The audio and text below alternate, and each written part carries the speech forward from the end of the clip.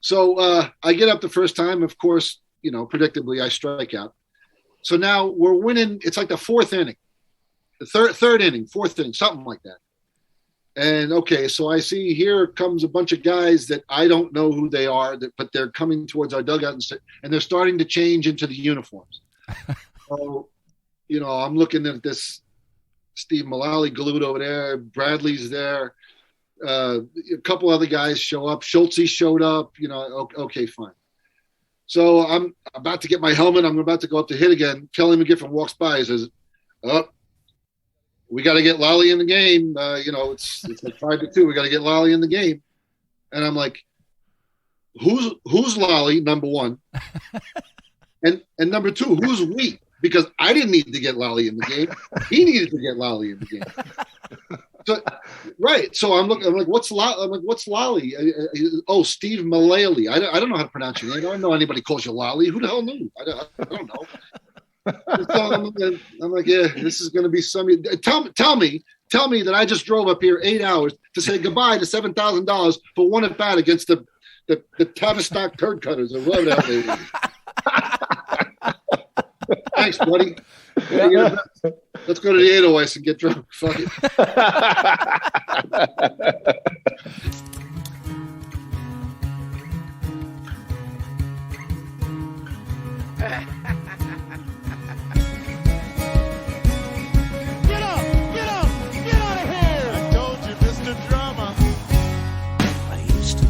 Ladies man, but I'm unhappy now. For courting 6 girls all at once they use me. Bye baseball. My mother said it was naughty. I should kiss her back. But I said if it's naughty, sure it's also very fine. And the lollipops is great. Grabs Dalton. The benches are clearing. Dust Up with Hilly and Lolly is brought to you by CoolBet. If you got a few extra bucks rattling around in your arse pocket, CoolBet Sportsbook will double your first deposit up to $200 when you use the bonus code DUSTUP. Head over to coolbet.com and get in on the fastest growing entertainment sector in the world. That bonus code again is DUSTUP, one word, all capital letters, DUSTUP. Welcome back, folks. Episode 21 of Dust Up with Hilly and Lolly. And Hilly, you can tell by the smile on my face right now how excited I am for this episode with Vahram Mateosian. Yeah, listen, we got one of the good guys in the game, one of the funnier guys in the game. And, of course, he's, what is he? Is he coach, sponsor, self-proclaimed hitting instructor of the New York Gremlins? I'm sure we'll dive into it. But anyway, I'm looking forward to talking to Varmy for the next hour or so. Yeah, for our listeners who may not be familiar with him, he's just one of the true good characters in the game, but a core of the success that the New York Gremlins organization has had, but just a guy that you'll hear other ball players talk about on how funny he is, how great he is to have around, and the stories this guy can spin. It's I can't wait to get this going, so let's get into it. Vahram Mateosian. Hilly, look, right there on the screen, our buddy, Varmy. What's happening, Varm? Hello, boys. How are you? What's up, Varmy? You don't look well. Jason got COVID. Had COVID, recovered. Yeah. And, mine's just the wear and tear of the grind, buddy. It's just the grind of the off season. You look great, though. Yeah, thanks for that. Other than that sweatshirt you got on, the old New York Gremlins sweatshirt. Well, yeah, I got to keep it in your mind the whole time. I know. Absolutely. I figured there'd be some mind games thrown around here, but awesome to have you come on. We've been talking to you, well, I think it was back in the Minnesota tournament, the beginning of last year's ISC season. We met up down there having a beer in the beer tent, and that's when we were first chatting about getting this episode going, and we're finally here, so can't thank you enough for coming on. You're one of the well-known characters and names within the men's fast pitch scene on the ISC, a member of the New York Gremlins coaching staff, whole host of accomplishments and stories that we can't wait to get into. But how are things down in New Jersey right now? Well, things are kind of cold as usual. Not as bad as where you are, but we're going to get into golf in a couple of weeks. It's a real pleasure to be on the show with you. You guys have had a lot of great international players and coaches, and you also had Blair Ezekiel on. It really, I mean, I don't half know why. I know why I'm here because I'm funny, but it's like there's nothing really, there's no like accomplishment. It's like, oh boy, I really threw that change up that one time. No, I watch people throw change ups and hopefully try not to get hit with the ball standing at first base. You knocked one down last year. I think it was the finals, didn't it? A line drive. Oh, knocked her down. That was a tough one. Yeah, actually, my pinky is still. It never really recovered. It broke, and it's kind of turned one way. It's not really straight like the other finger. Look at that. Because I was playing first base that game, right? Yeah, you were playing first, exactly. Yeah, and it's one of those ones where when funny people are trying to get out of the way of the ball, it looks funny, and we've seen you do that a bunch. So my first instinct was to laugh, but then I saw it hit you. I was like, oh fuck, that gotta hurt. And I tried to catch it, but I took it like a champ over. But the dream was to catch it and then like tip my cap to the audience. But I was really trying hard not to cry. But it was a bad one. Stayed in the game, battled through, truck down. Yeah, exactly. No one came out and stood in your spot on first, but I have this written down as one of the topics I wanted to talk to you about. So let's get into it. Wait, hold on 1 second. The first base coach out of everything on the field, the 9 players, the 3 umpires, the third base coach on the other side, the first base coach is like, there's nothing to do over there. You're collecting equipment. You're doing nothing. And I see other guys from other teams. Like I've watched Larry Lynch for 10 years. He's got a pencil. He's writing stuff down. And I'm like, the birds. It's like, hey guy, look at Greg for the sign. Make sure. Hey, come on, let's go, boys. If it gets by the catcher, run to second. And all of a sudden, I made the game stop for 5 minutes because I got hit with the ball. Yeah. Kind of embarrassing. No, it's fine, but it could be embarrassing, but that was an absolute line drive. So fair enough. There's not a lot of people getting out of the way of that one, even as stealthy and quick reflexed as you are there. But how dare you? But talk to us about that hitting lineup as a first base coach, because I can talk to it about playing first base, but you got some of the fiercest left-handed power hitters coming up, and when I'm on first base, half the time I'm fucking wanting to play shallow right field. But what's it like when you're looking down at that murderer's row, if you want to call it, of lefty hitters with Cheese and Zenon, Ochoa, and Ramaki, and these guys, Matty Waugh? You got to be on your toes over there, Vahram. Well, the worst.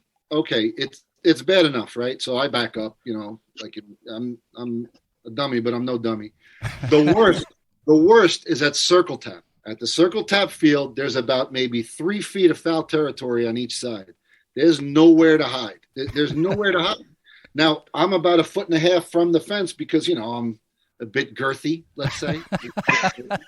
And, anything that's fouled on there, you're getting hit. And it's, these guys, it's not like there's any breaks in the lineup or anything like that. It's one after the other. You didn't even mention the MVP of the ASA, Lacio. He's a lefty too. Yeah, you don't know how to play him. You don't know where he's going to drop down a bunt or hit one down your throat. No. Well, some of these guys, if they want to drop down a bunt, God bless them. What are you going to do? Okay, you're at first base. Who cares? And I kept telling, and Hilly, you were playing third base the whole time. Like, listen, guys. We will win this game if everybody bunts the ball to third base. I promise. Oh, bullshit. Kelly Gruber over there, man. Who? Who's that? Kelly Gruber, famous Blue Jay third baseman. What's tricky? Right, David Wright. Let's say David Wright. What's tricky about third? You pick up the ball and throw it across the diamond. That's it. Right, for most people. But you haven't for 10 years. You haven't been playing the field. There's probably a reason, right? No. Hilly, you did a great job, bud. Fit in. I know I did. Eh? I know I did. Yeah. No, he hit pretty good, which is strange at the ISC for you, but it was good. Yeah, well, let's get into that because there's What have a you been lot playing of 10 years? You've made what? You've made prawn once? Hey, they keep walking them, Vahram. Hey, and I don't blame them.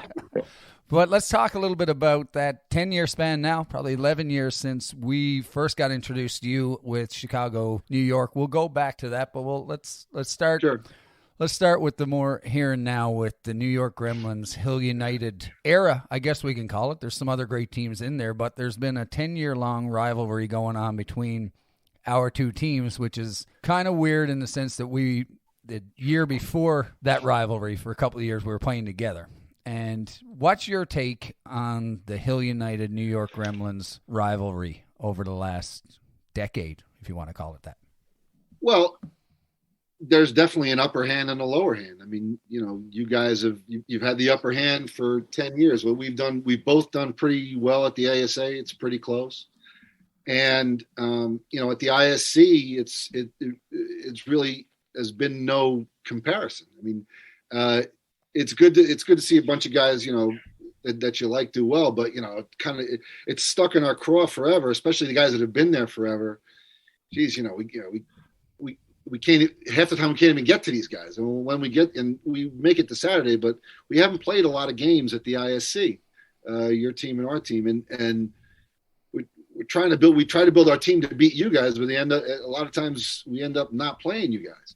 Yeah. And it's impressive that both teams, have gone so long, with changes here and there, obviously. But I definitely feel like you guys are first and we're second. And that's just how it is. I mean, the big guy when Adam was dominant, really dominant for like 3-4 years there, that was kind of tough because you got a good hitting lineup and he wasn't giving up anything for a couple of years there. So yeah, it kind of leads me into my question. So what was your guys' mindset?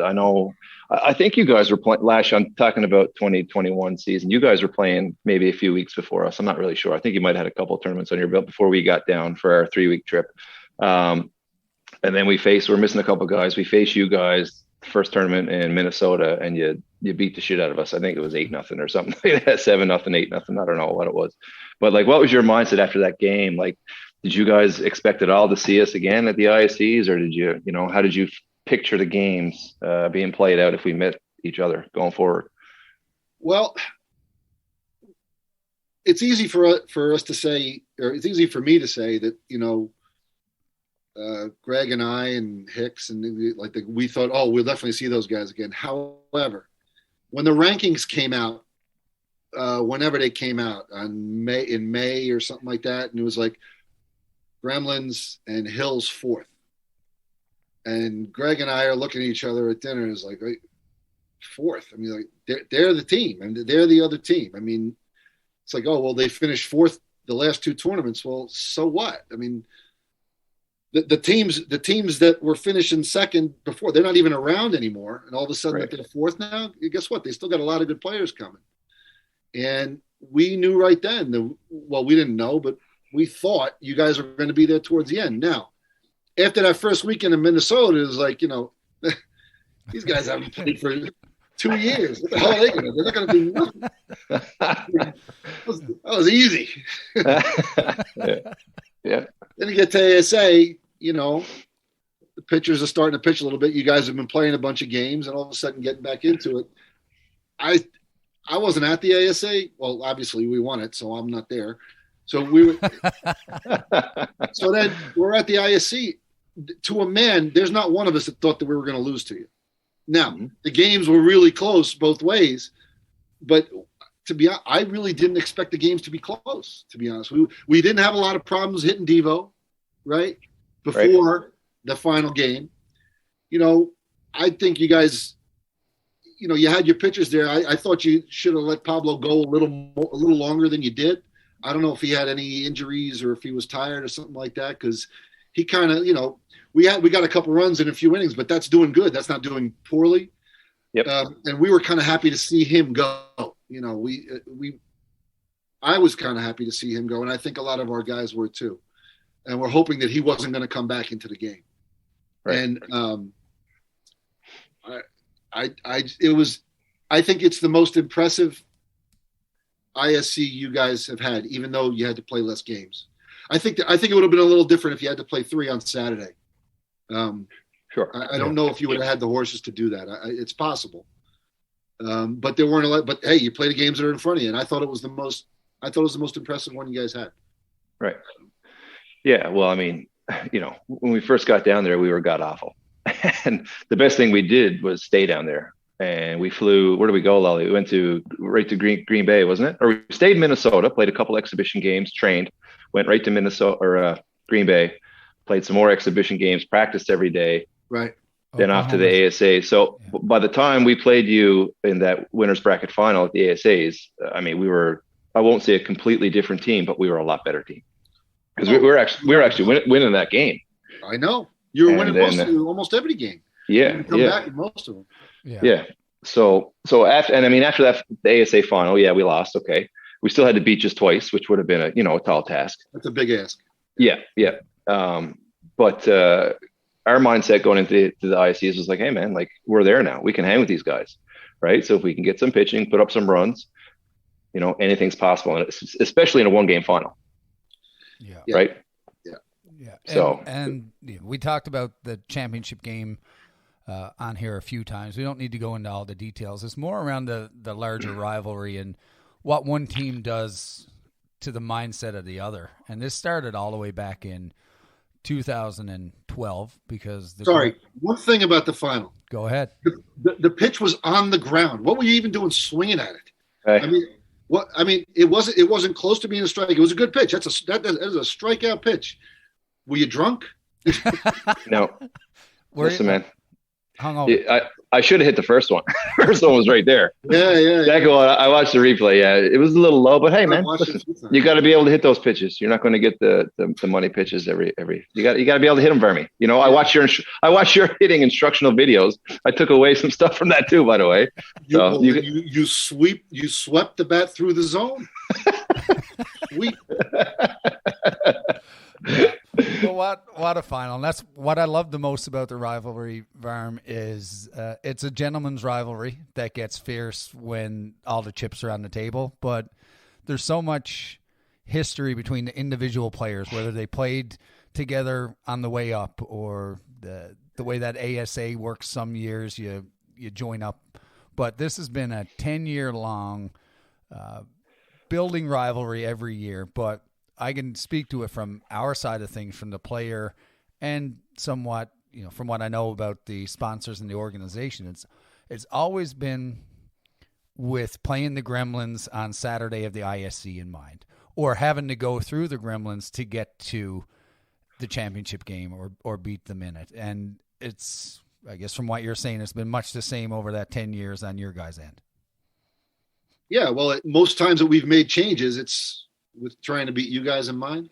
Look, the Gators were real good for a couple years, but they're only around for a couple years. So it's basically you guys and whatever team Cleary was playing for, right? I mean, that's what's on the horizon now. Mata's become one of the guys now too, right? So, but for years it was like whoever you guys got and whoever Cleary's playing for, and it hasn't worked out that way every year, but when there's usually decent games when it does. But and I don't, I'm not great about remembering like all the games from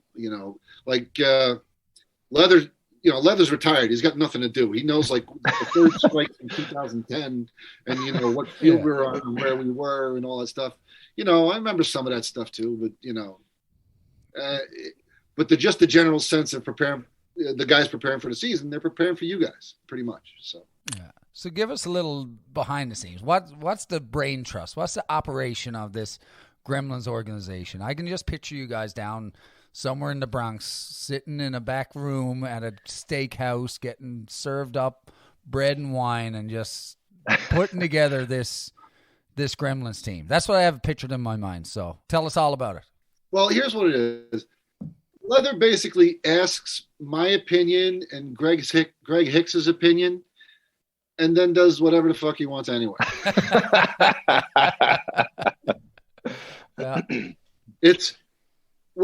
he asks, he asks a lot, and we give him an opinion, and sometimes he takes it, sometimes he doesn't.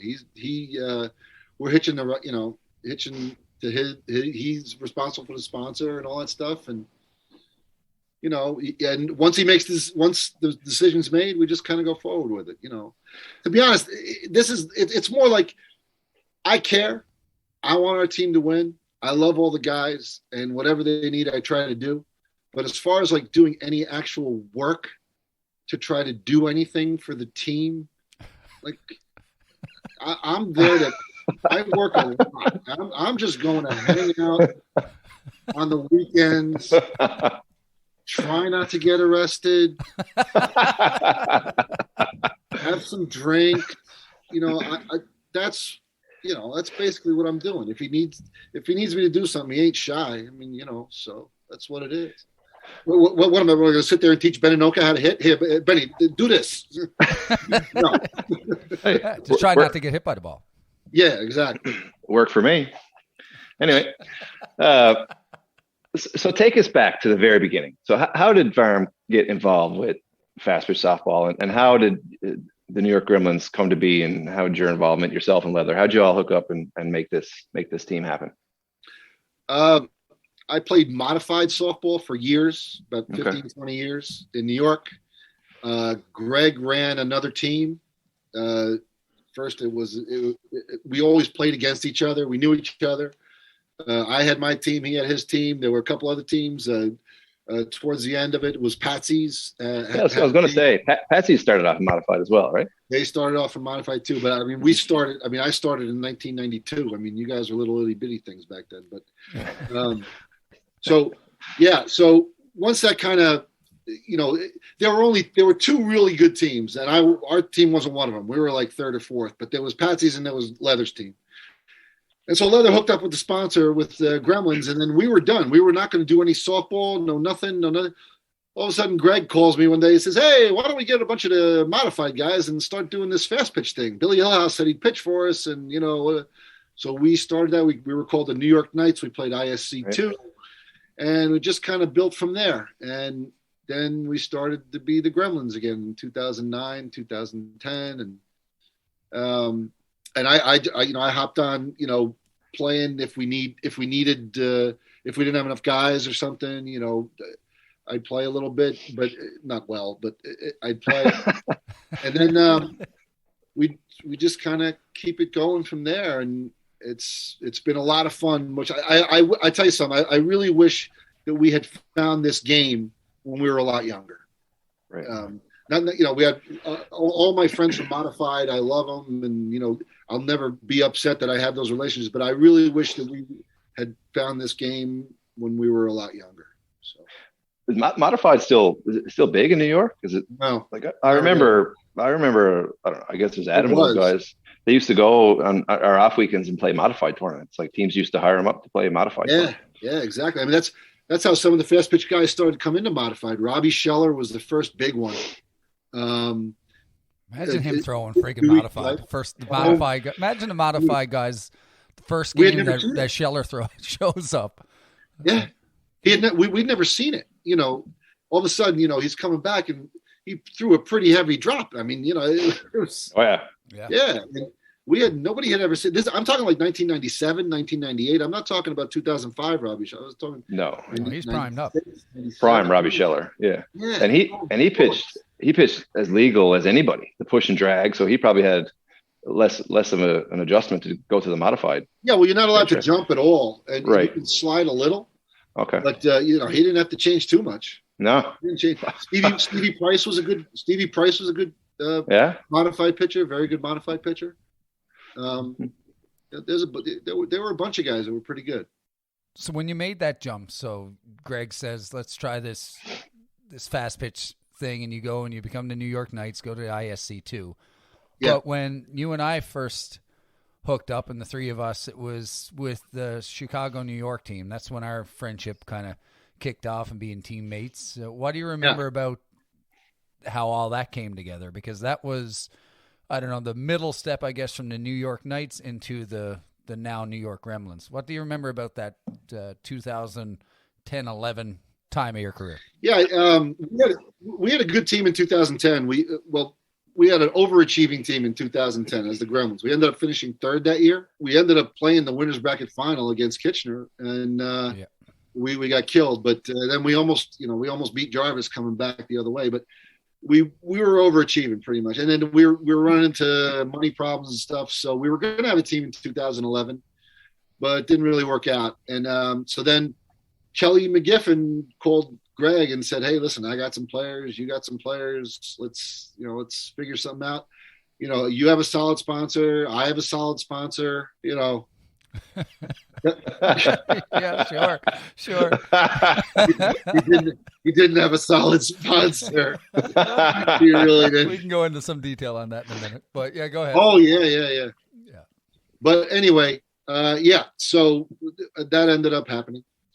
And, it was a really good team. There were a lot of good players on the team. It just, there was a couple issues there. So, yeah, well, all right, let's just get into it. So it was, sure. It was a great group of guys, right? So the Chicago, New York team in 2010, Jeremy Manley pitching, you can hitch your horse to him or your wagon to him. He's going to take you. It's one of those 10, top, yeah. in I wasn't with you guys in 10, but yeah. No, but it was kind of that.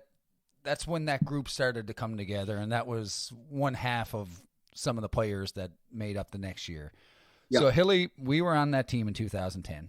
Yep. It was a clusterfuck to call it. That's putting it politely. But it was a great group of guys that, we got the most out of what we had there. Jeremy Manley threw the piss out of it all year, and we had a great group. Next year, Hilly, you go on back to Aspen, right?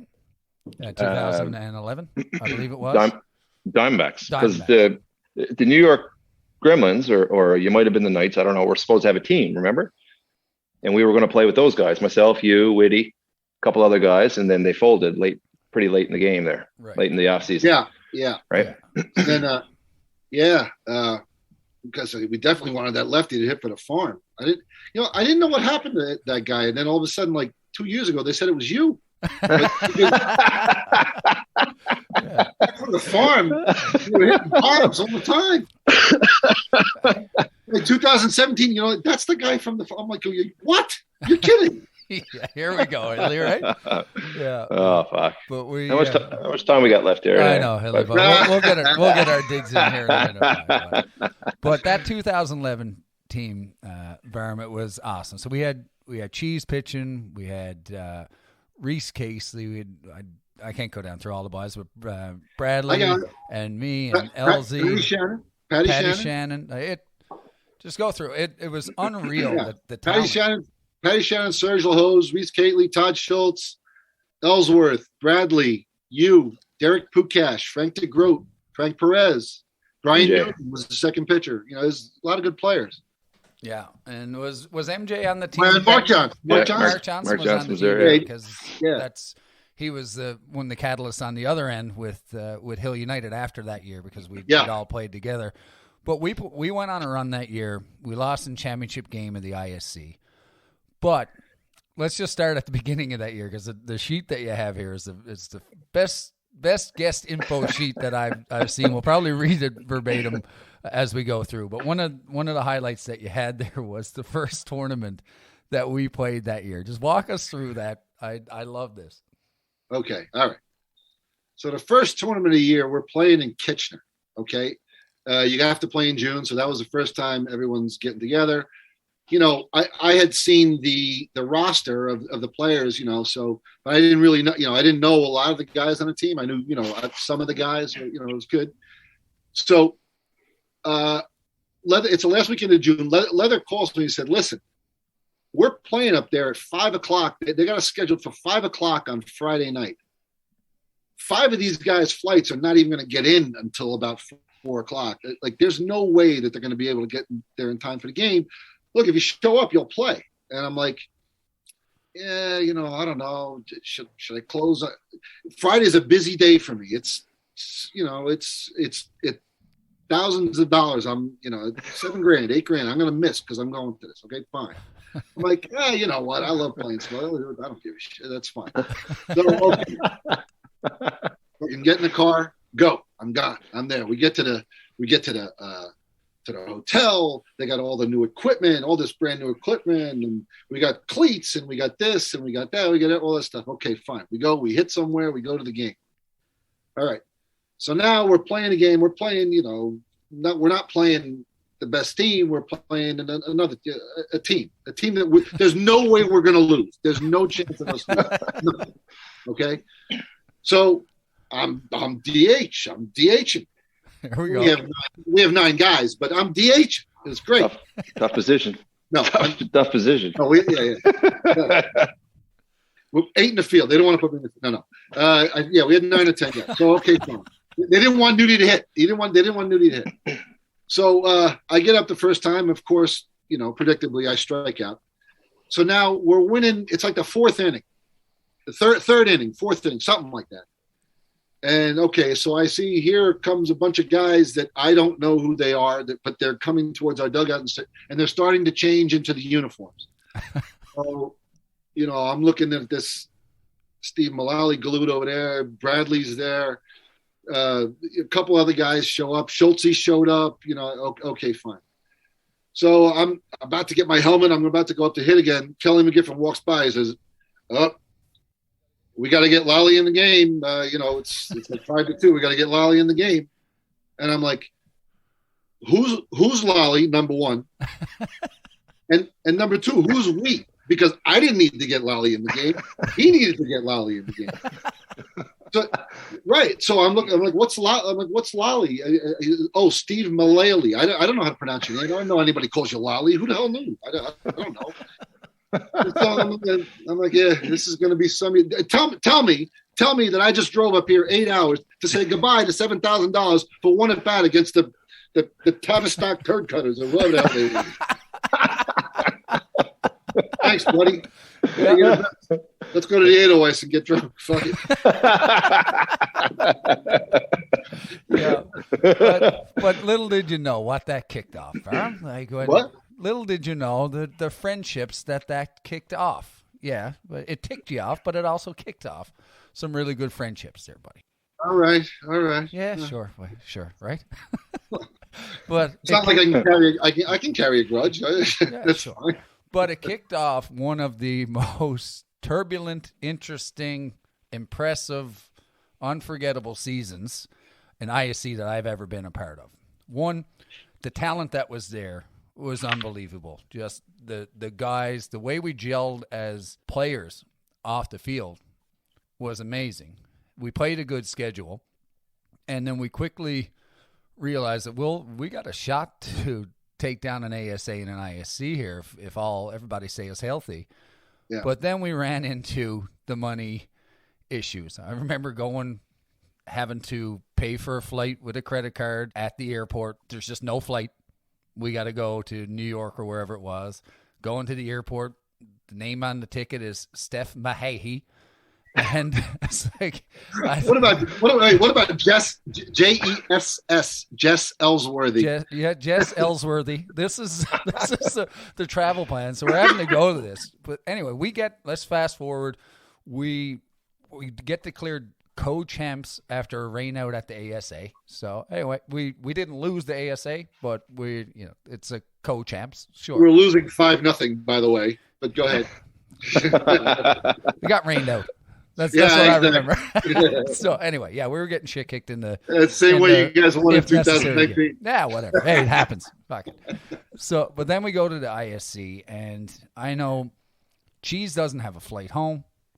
There's people out of pocket, a lot of expenses from the whole summer, and there's just guys aren't made whole, and it's just a whole talk of the tournament from all the players. It's like, I don't have a flight home. What are we doing? Almost to the point where. Jesus. Almost to the point where we had a players meeting, and actually all of us there to accept the sponsors. Guys, are we considering not playing this tournament?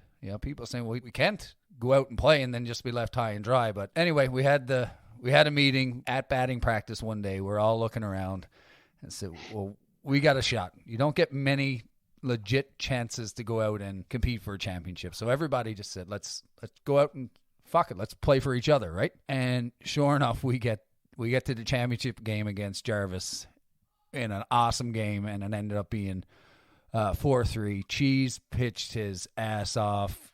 Reese Casely was absolutely lights out in the field and at the bat. But for one of the most screwed up years that you could have as a team and everything thrown, to get to that championship game was unbelievable. But what do you remember about that ISC tournament?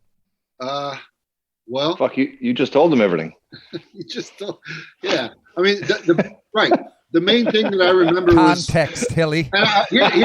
Context. Listen, there were a few guys on the team that were getting a little bit of gas money here and there, right? So, okay, fine. The guys that I really felt bad for, listen, you feel bad for everybody. The guys I really felt bad for was like, Bradley back then, he was, he put out thousands of dollars. MJ, he put out a lot of money. And it's like they had not a lot of prospects of getting any of this stuff back. And it's like, you like playing and everything, but it's like, you just felt bad for that. The main thing I remember is I drove to Quad Cities from New York in my RV with leather out there and back. And, that was some ride. I mean, when I fell asleep and he jammed on the brakes going into, going, oh my God, we're going to crash. And I was like, I've never been so scared in my life. He woke me up in a complete panic. It was, what a guy.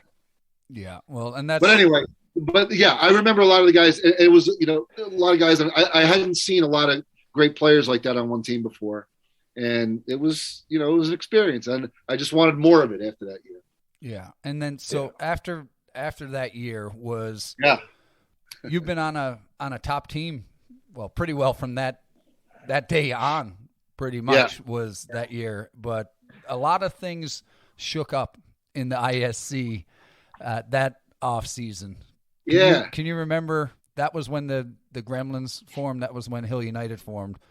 What went on your guys' end in that off season? Because it was pretty important and significant in what happened for the 10 years following. Yeah. Well, look, there had been rumors for a while that the group up from Hill United was going to start having a travel team, but that had been for a few years, so nobody really knew if that was actually going to happen or wasn't going to happen. So I know Greg and I were talking, and there was this little restaurant downtown. It was actually a New Zealand restaurant where they had New Zealand food and stuff like that. So we were down there eating. And we're talking, it's like, you know what? There's some of the guys that we really wanted, about like Schultze and Cheese, and we wanted LZ and Lolly and Bradley, to come play with the Gremlins. There's no more Chicago, New York. There's no that. I don't know what they have going on. Nothing. So Greg's like, you call Lolly, I'll call LZ, and maybe Bradley will follow them, or maybe we'll send. Whatever. Sure. I don't know. I actually sent Bradley an email, but it's been 11 years. He hasn't responded yet, but I got it. So I call. I love you, Bradley. I call Lolly, and we're talking. I'm just like, great year, the whole thing. Look, we want you to be on the Gremlins next year. What do you want to do it? He says, Varmy, bye. Not sure I can do that, man. I want to play with the Hilly. I'm like, oh, great. What's a Hilly? And he's like, Hilly, Jason Hill. I want to play with Jason Hill. Like, oh, okay. Well, we don't really want him. We want you and LZ. Now, Greg at the same time is talking to LZ, and he's pretty much giving him the same thing. So after they told us where we can go and what we could do with ourselves, we then went on to Plan B, where we got the French guy and we got the ugly guy from BC, and we just kind of built around a lot of those guys too. We got obviously Cheese and Nudie came and played with us, and Reese was still there, and Schulte came with us. Yeah, it was good. Patty Shannon came for that first year. We ended up getting Wayne Laulu and Tyson Byrne and some of those guys. So it worked out okay for us too. We had a good team. Yeah. Worked out better for you guys. You won everything for the next 5-6 years. Well, folks, we've been involved in a lot of tough games over the years. And after those, we like to debrief with an ice-cold Miller Lite. With its great Pilsner taste and only 90 calories and 3 grams of carbs per serving, after every tough game, it's always Miller time. Please drink responsibly. So who, like, I remember watching the feeds back then. So Mr. Ned's, obviously your business is Mr. Ned's. Yeah. Who is Ned? Ned was my dad. Okay. So it was your family business. He's dead. Thanks for bringing him up. Holy Christ. Oh, right? Yeah. Oh, boy. Yeah, no. Custom suit making business, right? Yeah. He started making, he opened up the business in 1965, Right. Making custom suits for people in New York mostly. And I started working there in like 94, 95, something like that. Okay. And he retired in like 2002, but he'd come in like, a couple days a week until about 2014. He ended up having dementia. And then he stopped, obviously stopped coming in. But I bought it from him in like 2001, 2002, something like that. Okay. So, I heard you guys made some suits for some pretty famous people. Couple. Who would they be now?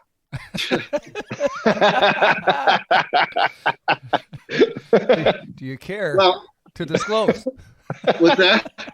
Do you care to disclose who they might be? Yeah, sure. A lot. My biggest customer that since I've been working there is a guy named Charles Oakley. He used to play for the Knicks. Oh yeah. It's a big suit guy in the building. Yeah, not allowed in that building. He's allowed in my building whenever he wants because he pays me. Here you go. Please take more. Anyway, so yeah, he ended up bringing a lot of other. When he played in the league, he brought a lot of other players getting suits from me because at that time I used to go and see these guys in their hotels, whether they were in New York or a city close by, either Boston, Philly, or Washington. And when I was able to leave the office, I had a pretty nice business with a lot of NBA guys at that time. I mean, the most famous one would be Jordan. But there was Kevin Willis, Charles Barkley, Yao Ming. Yao Ming is tremendous. Tremendously big. How many rolls did you have to use on that suit? Yeah, exactly. Yeah. He was tough to measure. I had to stand on a chair. Yeah. I was going to say you need a step ladder to measure. Yeah, exactly. Yeah. I did some things. A lot of basketball guys. That's cool, man. I used to have O.C. Humanura on the Giants. I did him. Whoever he is. But anyway, you? Well, sorry, he doesn't play for the freaking Toronto Argonauts or whatever. It's CFL. Do you do any of the hockey boys? I see a picture on your wall. Are you a Rangers guy? Or are you? I'm a Rangers guy. That's a picture of Gretzky's last game, hanging up his skates. Okay. I got. I go to a lot of the Ranger games. I thought you'd be a Jersey boy, being from Jersey. We got a newfie on Jersey right now. I remember Ryan Clough used to play on Jersey years ago. I think he got traded there towards the end of his career, I think. But there's a young kid there now, Dawson Mercer, making a name for himself. He's doing quite well there. Yeah, well, I haven't heard of him. What does that say? You never heard of Lolly either until he came and took your spot that Friday. That's right. Look what happened because you don't know a guy yet doesn't mean don't count him out, right? But any former presidents maybe darken the doorway at Mr. Ned's? Yeah. So I used to have a salesman working for him, and he'd go out and get business, and he had an in to go with Donald Trump. So this is like, I don't know, 2003, 2005, somewhere around there. So he goes over there. He sells them 4 suits. I go over there to fit them. Like a few weeks later, get back and delivering the suits. I'm looking for a check, and the receptionist is like, Mr. Trump won't be giving you a check today. He says you can use his name in any advertisements that you may want to use in the future. And I'm like, oh, really? It's fucking $10,000. What am I supposed to do? I can't afford to not have $10,000. I got to put $10,000 in my pocket. Especially after taking Friday off. Exactly. Watch this Mama Luke try to take 3 swings. I think he struck out 2, by the way. Okay. But I'm not going to sue the guy. I mean, why would I even bother? I mean, because it just wouldn't have. So I was like, to this day, he owes me $10,000. And I found out in 2005 what a prick he is. And then, our country did for 4 years, starting in 2017. People have differing opinions, but I'm right and they're wrong. So. Well, we're not going to touch that with a 10-foot pole. So hey, leave my pole out of this. Oh, the segue of all segues right there. But that's pretty cool, man. Just and you. It wasn't cool. It was not that cool, man. It's cool that you own a friggin' shop in New York and it's horrible. It was terrible. Yeah, it was terrible. That's what Charles Barkley would say, right? But that is great, and you use you've used your business to support the ISC and the streams and things like that. Hey, I see. Another thing. Those fucking guys are stealing $500 from me every fucking year. I see business from it. I'm not going to see business from that because somebody watching that stream is going to buy a suit ever. No. Maybe. No. Never. Yeah, would hope all your boys on the Gremlins would buy suits. I feel. Well, I've known this Lolly character for 11 years. He hasn't got one, right? We've talked about it 4 times, though. Yeah. Okay. I got my tape measure every time. Well, geez, I saw what you made cheese for his wedding. You probably had to get it on a chair for that one too. So the suit's coming out of here, but we will get a Steve Mullally, Mr. Ned suit coming. I made Matty Waz suit for his wedding as well. That's cool, man. I just made Eric Ochoa one for his. Nice. And hopefully they look terrible actually. All right. Let's talk a little bit about the whole international community, right? You're playing modified growing up and locally around New York, and then you make this jump into the ISC, and now you're on top teams that are drawing in guys from every corner of the earth, and you're here forming these teams, adding to the culture, building these friendships. Would you have ever thought that you'd have as many friends across the world? And, you guys are close as brothers on that team from New Zealand, Australia, all over the U.S., Canada. What's that like, seeing the whole international flavor to Gremlins? Well, I definitely never thought that I'd have so many friends in such a lower tax bracket, definitely. They're really like a low class of people. I mean, but we get along. It's good. They put up with my stuff because I pay for a lot of things, and I ended up I buy them drinks so they laugh at my jokes, and hopefully they don't hit me very often. I mean, because again, these people tend to get excited easily, and I love them all. I don't know what to say. I love them all, and they love me, and we do have a good culture amongst the guys, even as some guys come and go. There's not one guy that we haven't had that I would not consider a friend. I love them all. I know one player who's no longer playing. He's retired now. Was our buddy Jeff Goulagan. I know he was near and dear to your heart there, and I see in the sheet there you had a little story about Jeffrey. Yeah. So we, again, Gouli was one of the guys that started coming with us 2013, I think, and. He hadn't been playing that much at home, but he was still really good when he came over here.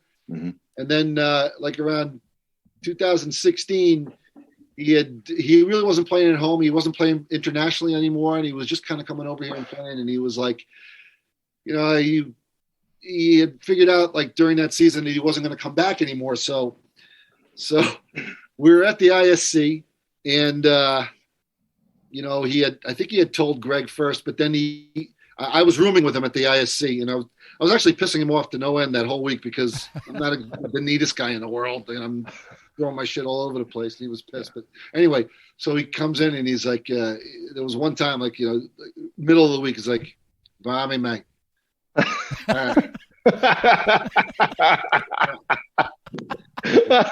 want to tell you, mate. Look, this is going to be my last ISC. I wish our listeners could see his face right now. Don't really have to anymore. And I just want to thank, I want to thank you guys. You and Greg, you're the best. You're the best. treat me beautifully. And I want to say, I love you, mate. He starts, I love you, mate. He starts crying a little bit, right? I'm like, oh, yeah, dude, you're the best or whatever, Okay. So we lose to you guys in the semifinals. Shocker. 2 months later, I get word from Greg. Hey, by the way, Gooley, he wants to come back. He wants to come back in 2017. I'm like, he wants to come back? What the fuck was that crying in the room? All of a sudden, he not only wasted 5 minutes of my time, he actually got me emotionally invested in this for 5 minutes. I'm going to see him again in June anyway. Who cares? It's pulling on your heartstrings. What a roller coaster of emotions. Hey, I'm back, guys. I'm coming back. Okay, Jeff. Thank you. Oh, wicked. That is wicked. Yeah, well,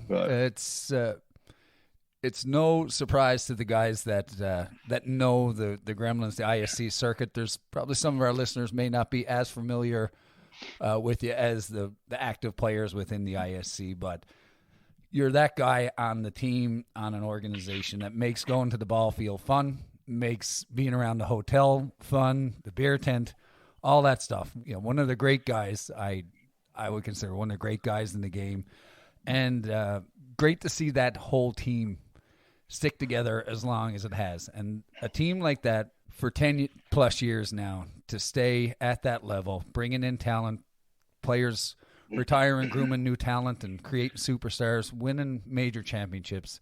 A lot of work goes in behind the scenes aside from all the fun. What's in store for 2022 for the Gremlins and yourself? Well, as far as the team goes, look, Greg and I think we played one bad game. We made, I thought we had the most dominant year we've ever had last year. Even to the last out, I didn't think we were going to lose against you guys. Our hitting was great. We're not really making too many changes. We're bringing in Cole Evans to play shortstop. Okay. Yeah. He's a superstar. Yeah. He hasn't been over. I've never seen him play, but the guys rave about him. So, Juan Podoliccio is not going to be with us next year. We're going to have Sammy Villavazzo, but we're going to have Josh Pettit and the big giraffe's going to pitch. And we're just going to run it back. We like our squad. We like the guys. We like the group. So that's what we're going to do. Yeah. I don't even think you, I assume you're talking about the finals. I don't even think you guys played a bad game. I'm like, watch the game. Bradley took away 2 or 3 runs from you. 5. Fuck him. Well, there you go. So you didn't play a bad game. You got to watch that game again. Yeah. I don't know. Now we might watch it after this. Vahram Hilly over beer. Yeah. I watched it about 7 times. Yeah. Well, it's. I got a couple of bones to pick. I got a couple of scores to settle. You guys ready? Let's do it. Yeah, I know I'm kind of hijacking this, but I'm going to hijack this if that's okay. Go. Right. You guys have Blair Ezekiel on the show. One of my best friends. I love this guy. One thing about me loving this guy is that not a lot of people love this guy. Okay. Yeah. I love him. He loves me.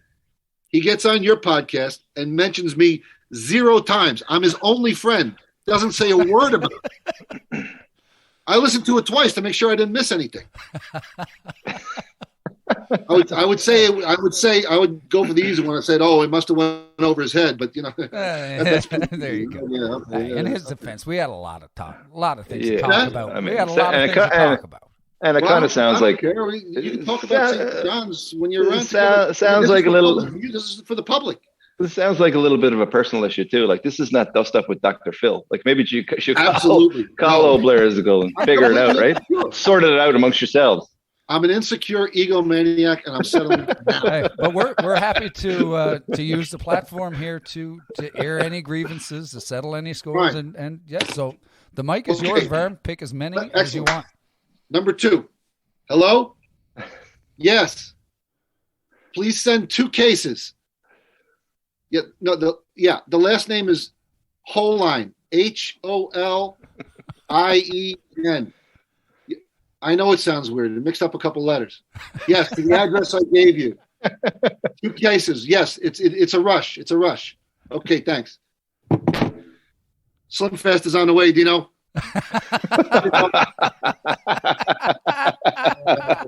Want to fuck with me on your podcast, you motherfucker? Yeah, Vahram, he sucks out. He's fucking laughable back there. Yeah, okay. Hilly, we're gonna have to listen back to this and make sure we didn't piss him off too much, because the next podcast he goes on, we're getting raked over the fucking coals. Hey, listen. How far down the beef list are we? No, that's good. That's good. That's awesome. I got plenty more, believe me. Yeah. You haven't even asked me about leather yet, but there's plenty of those too. Well, let's go there next, because you guys, and whenever he was chirping you in Florida, by the way. Of course he was saying that you weren't allowed to come because you had to stay home. Some flurries or something. Yeah, there were some flurries, and you had to be around. You couldn't leave because it was snowing, and you had to take care of the house or something. You know, some people would say that Leather had this unbelievable budget, and it took him 10 years to win the ISC. That's it. That's a statement. Well, Greg is going to come on here at some point, man. I don't know if we just want to kick off something that's just going to be chirp fest back and forth, but you guys are fall like asleep brothers. then. Get ready to fall asleep. You can really weave a tail, that Leather. It's the same thing with Juan last week. I love Juan. He's the best. Hey, Vahram, I want to tell you something funny. It's funny in Argentina. It's not funny in English. You got to try it. It's not good. He wanted us to bring up the Borat suit. Yes. Okay. There's no story behind it. There's a picture of someone, me in the Borat suit, and there's no story behind it. But it's not the Borat suit. It's the Borat swimsuit. Let's get that clear. Oh yeah, it's the Borat swimsuit. It's the green swimsuit that he sunbathed in. The picture. Yeah, but there's no story. It's not interesting. It's not funny. It's funny to Juan. There you go, Juan. We brought it up, but yeah. But no, it's really cool though, Vahram, to see just the friendships you've built, the way that whole team operates. I say it sometimes that one of the shitty things about playing this game is at times when some of these teams, you bounce around from team to team, you don't get to spend as much time with the good guys that you once had a chance to play with. You're top of that list for me when we played in 2011, getting to see each other every single weekend, and then the paths go in different directions, and then all of a sudden you see each other at the ball field or maybe around a hotel or a bar once or twice a summer. That's one of the things when I look back, no regrets, but it's one of the things that you miss is not getting to spend as much time with the good guys that you'd like to see around. But with that being said, we do make the most of the small windows of opportunity that we do get, and it's great to see that you guys are coming back strong. Next year, we're going to be doing the same. A lot of other great teams are forming or making changes. So it's going to be a hell of a 2022 coming up. But getting you on to chat through a lot of the things that stand out in your career, some of the memories and all that. Do I have something that could be commonly called a career? Yeah. Buddy, you're absolutely. Absolutely. Hilly, hang on. I want to read this sheet out. We don't do this often. We've never done it, but I need to read Vahram's guest info sheet because a lot of the guys that come on here, we read down through as the episode goes the career accomplishments. So major teams. Okay, active player or retired? Retired, but never really active. Major teams played for? None. Major championships won? I viewed 2. two of the Gremlins ISC wins, and as you say, you weren't there for. You weren't present. He's not allowed. He's not allowed to the ASAs. He's not allowed to go. 0. Career highlights or most memorable moments: chased a duck during the 2018 finals in Kitchener. Got dirt kicked on him by Ezekiel when he was throwing a fit in 2010, collected many items of batter's protective equipment, and successfully returned said equipment to dugout bench area. What a career. That is wicked, look, right? I mean, look,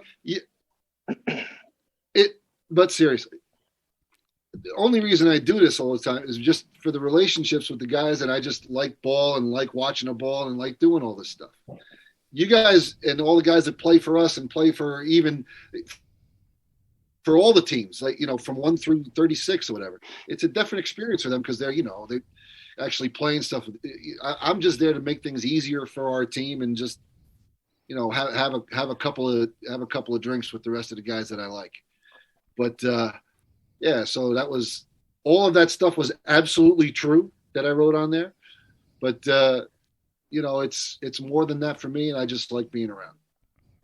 But everybody has, jokes aside, now everybody has a role, whether that's I have no role. Taking that said equipment back to the bench, that's a role. But listen, you'd be surprised, like cracking jokes and chirping the boys, how at ease and how much that makes the young guys calm down and focus more on the ball diamond as opposed to trying to perform for an uptight coach who's a douchebag and all this stuff. But listen, I'm trying to give you a little plug here, but well, unfortunately, the evidence is not really there since they won 5 ASAs without me.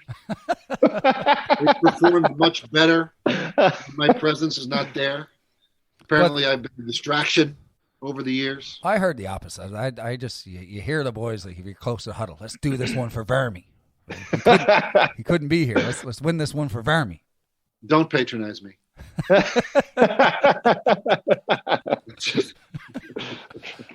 We tried, Lolly. He tried. We tried. He's one of the best for a reason, though, Varm. You really are. You're one of the true class act, great guys to have around in our sport. I agree wholeheartedly. Yep. Yeah, I knew you would. But there's one story here before we cut her off that we didn't get to, and you mentioned Michael Jordan and Charles Oakley earlier. Okay. You got a story about gambling with them that I've never heard before. You just have it written down. Just fill us in. You're gambling with these guys. What happened? This was when Michael Jordan was playing for Washington, for the Washington Wizards, after he had retired from the Bulls. Okay. My guy, Charles Oakley, played on the Wizards with him that year. I was driving down from New York to D.C. to deliver 10 suits to 10 suits to Charles Oakley. They were going on a road trip in a few days, and he wanted some more. So he gets a bunch of suits. He's a clothes horse. Okay, so I drive down there. I meet Oakley in his room. We're trying on the suits. Everything's fine. He's like, "Hey, why don't we go down?" He was at the Ritz-Carlton. He was staying at the Ritz-Carlton. That's where he was living at that time. He's like, "Why don't we go have some dinner?" And there's a restaurant right there. So we sat, we had a steak, whatever. Halfway through the dinner, in walks Michael Jordan and sits. him and Oakley are friends. Like they've been friends. They're still friends. He sits down. He barely acknowledges me, which I get. And there's now the first thing that I noticed was that you hear Michael Jordan interviewed, and he's a really good interview. Like he talks, like he's really composed and all that stuff. He sits down. It's motherfucker this and this fucking guy. It was something. Now I didn't say a word. The whole time, which is it's tough for me because I tend to talk, but nothing. It takes. It's dumb, but it takes a little bit for me to be starstruck, but I was starstruck. So then we're talking, and Jordan gets up to go to the bathroom, and then Oakley's like, "Listen, we're going to Atlantic City. Do you want to come with us?" I'm like, "Yeah. I got my Ford Explorer. I got my Ford Explorer right outside. I can give you guys a ride. It's a couple hours." And he's like, "Nah, don't." They're taking a private plane there. And I'm like, "Hey, I got my Explorer. We can all fly together." It's like, dope, right? I was so stupid. So So we finish dinner. They go. I drive from DC to Atlantic City, which it's 3 hours. It's like 3.5. It's not close. They were there. They were at Caesars. I call Oakley. I call Oakley. He tells me where to go. It wasn't in the main casino. It was in some other part. We go in there. So now they're playing blackjack. I walk in. Oakley and Jordan are playing blackjack. Oakley is playing one hand, like $1,500 or $2,000 a hand. Jordan is playing $5,000 a hand on 3 spots. Holy now, I'm pretty much a gambling degenerate. Like, I will gamble on a wiffle ball game in Minnesota if I have to. Just give me some action. These guys are playing these. I got $300 in my pocket. These guys. He's like, "Yeah, you want to play?" I'm like, "Yeah, I only got $300." Now, like I said, I had to give Oakley 10 suits. He owed me $15,000, right? He gives me 3 $5,000 chips. He's like, "Here's for the suits." I'm like, "Oh my God." It's like, "All right, here we go. I'm in." So I ended up playing blackjack with these guys for like 3 hours until they left. And then, then I left, I went home, and then I had, that's my Michael Jordan story for gambling. Up or down with the $15,000? No. I didn't lose all of it. I kept the 2 $5,000 ones in my pocket, and I just played the other. I think I lost like $3,700. I think I lost. It was. But stupid. You gained the well $3,500 story to get to tell for the rest of your life. That's unbelievable, buddy. Yeah, it was really surreal. It was something. With Mr. Ned's, it's taken me in a lot of different places. Like movie premieres and meeting a lot of stars and making costumes for movies and all that stuff. And there's a lot of it. And when we catch up another time, I can tell you a bunch of that stuff too. But that one. That was that really, I remember a lot of details about that one. Yeah. That's so cool. That's awesome, man. Yeah. Awesome. And, it kind of brings us to bring this thing home with just, you're a guy that we have around. It's just a great guy to have a beer with, tell a story with, shoot the shit with, chirp, tell jokes. And then, if you got to go out on the field and battle, you do it. We were really looking forward to getting you on here. And I wrote you a song. Okay. I wrote you a song. He pulls out the guitar. Look at him. Let's go. All right. Now this is going to be sung to the tune of "Dirty Old Town" by the Pogues. Okay. Don't know if One you of know our that favorites. band. Here we go. I met Lolly with Chicago, New York. Then I met Hilly, batting number 4. They smashed the ball. They're pretty cool. They're Newfoundland fools. Newfoundland fools. Come on, everybody! Newfoundland fools. Newfoundland fools. I love Thank you. that. Hey. Yes. What a guy, Hilly. Well done. What a guy, isn't he? Beauty. Yeah. Beauty. Thank you, guys. Yeah. Any of our listeners out there who didn't know, now you know. If you see this guy around the ball field, go up and introduce yourself. Say hi. You won't regret it. I'd rather you didn't, really. Do it, please. Yeah. Yeah. And if you're in the New York area, you're looking for a new suit, drop by Mr. Ned's. He's open Monday to Thursdays. Very good. Vahram, thanks so much for doing this, buddy. Absolute awesome episode. You're the best. Love you, boys. Thanks, Vahram. Okay, you got it. All right. We got Lucas and Nick here. A little bit of Rum Ragged to take us out. Get